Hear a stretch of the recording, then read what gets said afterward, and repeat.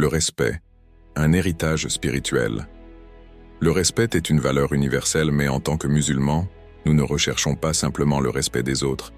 Nous voulons qu'il soit enraciné dans la dignité, l'humilité et la foi en Allah. Comment pouvons-nous incarner une telle présence que personne n'oserait nous manquer de respect?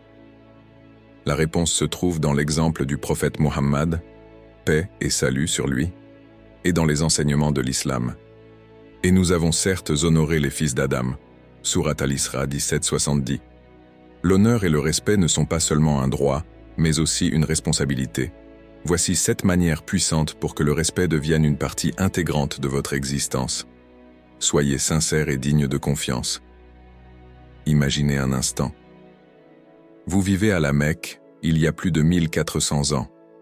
Parmi les figures de la société, un homme se distingue, pas par sa richesse, pas par son pouvoir, mais par quelque chose d'encore plus précieux, son intégrité. On l'appelle Al-Amin, le digne de confiance. As-Sadiq, le véridique. Cet homme, c'est Muhammad, paix et salut sur lui.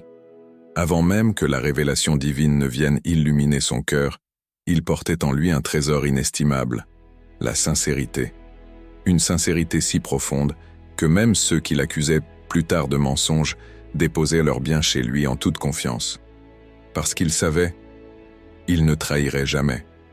Et vous, si quelqu'un devait confier ses secrets, ses biens, son honneur, penserait-il immédiatement à vous? Ou hésiterait-il, doutant de votre sincérité, de votre fiabilité? La sincérité n'est pas un simple trait de caractère.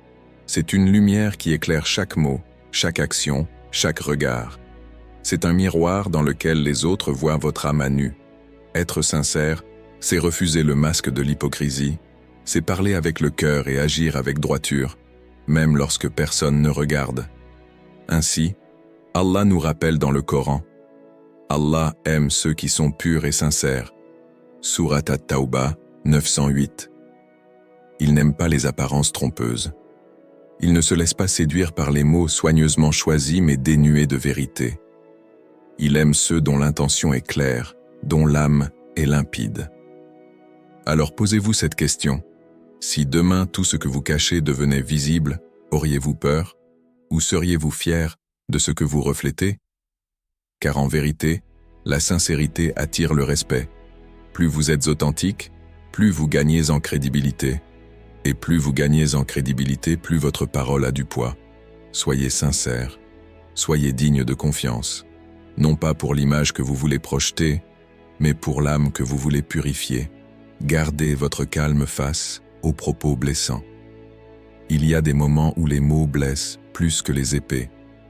Une insulte lâchée avec mépris, un regard empli de dédain, une parole qui heurte profondément. Face à cela, notre premier instinct est souvent de répliquer, de rendre coup pour coup. Mais que se passe-t-il lorsque nous choisissons le silence, lorsque nous opposons au venin la force du calme? Le prophète Muhammad, paix et salut sur lui, a vécu cela. Un jour en public, un homme s'est approché de lui, la colère au visage et l'insulte aux lèvres. Il a crié, il a hurlé. Ses mots étaient durs, destinés à humilier. Autour, les compagnons s'enflamment. Comment tolérer une telle audace? L'un d'eux s'apprête déjà à réagir. Mais le prophète lève la main. Il ne dit rien. Il ne fronce pas les sourcils. Il ne répond pas. Il se contente de sourire.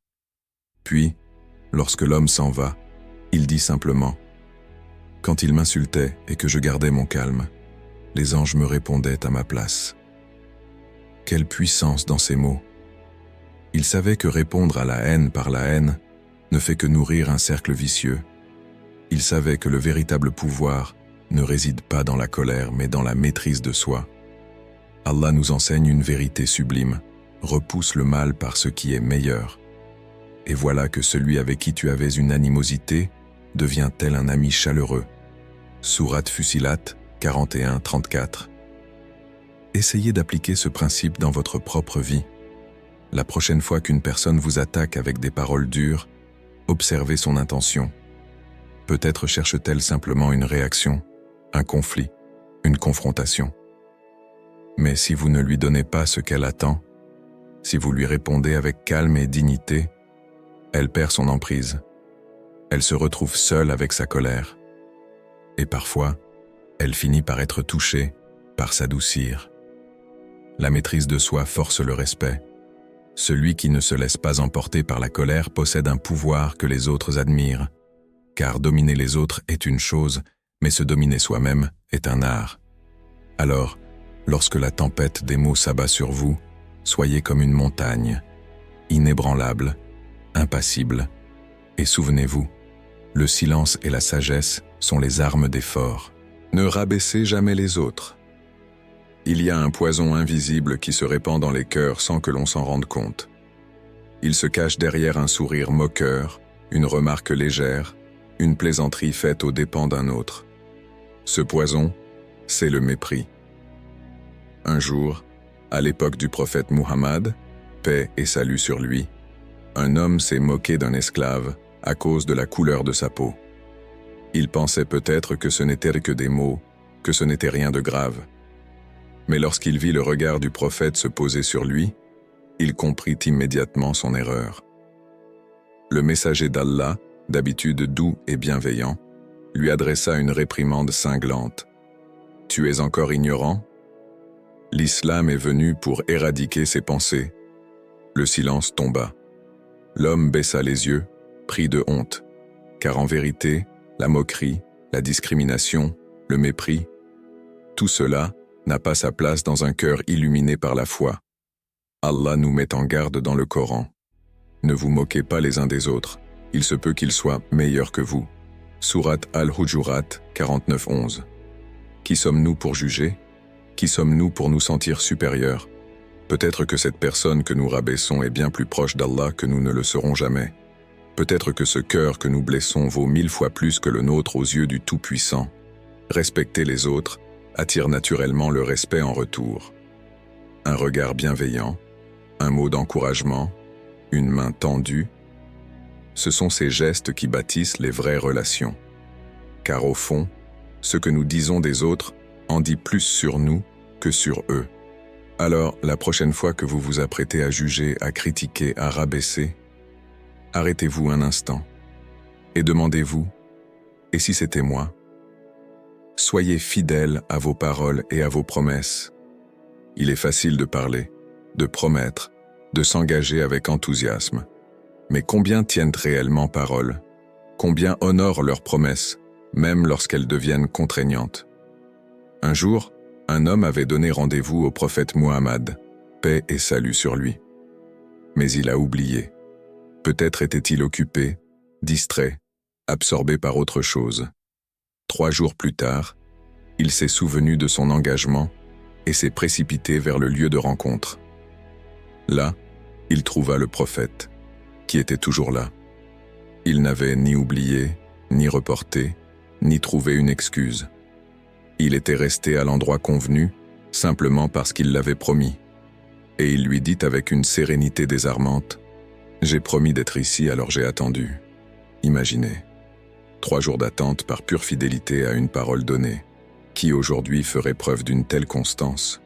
Nous avons tendance à minimiser nos engagements. Désolé, j'ai oublié. Je suis passé à autre chose. Ce n'est pas si grave. Mais aux yeux d'Allah, cela a du poids. Il nous interpelle avec force dans le Coran. Ô vous qui avez cru, pourquoi dites-vous ce que vous ne faites pas? C'est une grande abomination auprès d'Allah que de dire ce que vous ne faites pas. Sourate As-Saf 61-2-3. Les paroles sont des engagements. Elles façonnent la confiance que les autres placent en nous. Une promesse tenue est une preuve d'intégrité.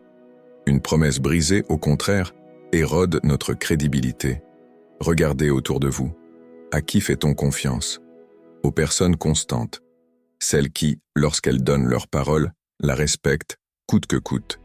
Celles qui ne font pas de promesses en l'air. Le respect naît de la constance et de l'intégrité.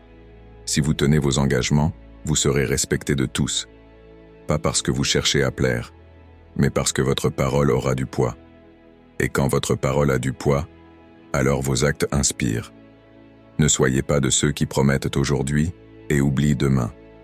Soyez de ceux qui, comme le prophète, tiennent parole. Toujours. Cultivez l'humilité, car elle est plus puissante que l'arrogance. L'humilité est une force silencieuse. Elle ne crie pas, elle ne s'impose pas, mais elle touche les cœurs bien plus profondément que l'orgueil. Là où l'arrogance repousse, l'humilité attire. Là où la fierté démesurée éloigne, la simplicité rapproche. Un jour, un homme s'est approché du prophète Muhammad, paix et salut sur lui. Il le regardait avec admiration, peut-être même avec crainte. Devant la grandeur de cet homme, il s'est mis à trembler. Mais le prophète, dans toute sa douceur, lui a simplement dit « Ne sois pas impressionné. Je suis juste le fils d'une femme qui mangeait du pain sec. » Quelle leçon! En un instant, il a brisé cette barrière invisible entre lui et son interlocuteur.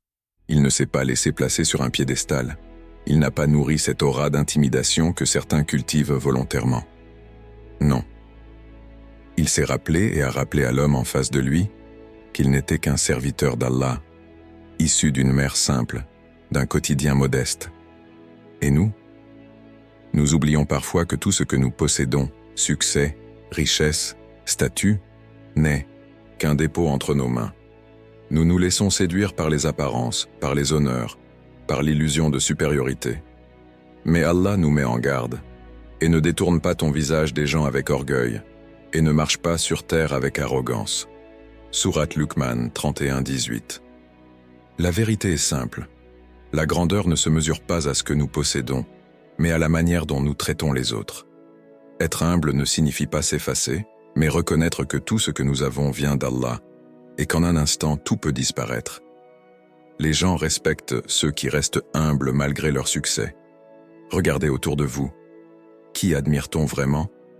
Ceux qui écrasent les autres par leur arrogance ou ceux qui inspirent par leur simplicité? Alors, peu importe où la vie vous mène, rappelez-vous, vous n'êtes que le fils ou la fille d'une personne ordinaire, tout comme le prophète l'a rappelé de lui-même. Et c'est dans cette conscience que réside la véritable noblesse. Aider les autres, même sans rien. Attendre en retour. Il y a des actes qui passent inaperçus aux yeux du monde, mais qui résonnent puissamment dans les cieux. Des gestes silencieux, accomplis sans attendre de remerciements, sans chercher d'admiration. C'est là que réside la vraie noblesse. Donner, non pour être vu, mais parce que c'est juste. Omar ibn al-Khattab, qu'Allah l'agrée, en est l'exemple parfait. Lui, le puissant calife, celui qui commandait des armées et gouvernait des terres immenses, se glissait dans l'ombre des nuits pour porter des sacs de nourriture sur son propre dos. Il se rendait auprès des veuves, des orphelins, des plus démunis, déposant ce dont ils avaient de besoin, sans jamais révéler qui il était. Un de ses compagnons, intrigué, l'a suivi une nuit. Il l'a vu se courber sous le poids des sacs, frapper discrètement aux portes et repartir sans un mot. Finalement, il osa lui demander « Pourquoi fais-tu cela, ô commandeur des croyants ?» Et Omar répondit avec une simplicité désarmante « Si je ne le fais pas, qui le fera ?» Cet état d'esprit est la clé. Il ne s'agit pas d'aider pour être reconnu. Il ne s'agit pas de donner pour recevoir.